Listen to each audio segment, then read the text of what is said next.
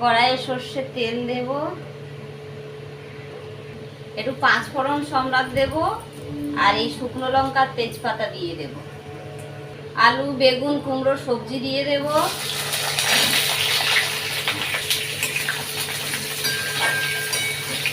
সবজিটা একটু ভেজে নিলাম। এবার পুঁই শাকটা দিয়ে দেবো। আমি নুন দেবো পরিমাণ মতো, একটু হলুদ দিলাম, একটু জিরা বাটা দেবো, একটু আদা দেবো। এটাকে একটু নাড়বো ভালো করে। এটাকে এবারে ঢাকা দিয়ে দেবো। তো এই দেখো আমার চচ্চড়িটা হয়ে গেছে। নামাবার সময় মিষ্টি দেবে।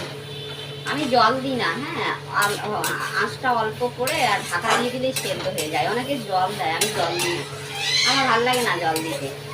আঁচ কমিয়ে দিলে এমনি সবজি সেদ্ধ হয়ে যাবে।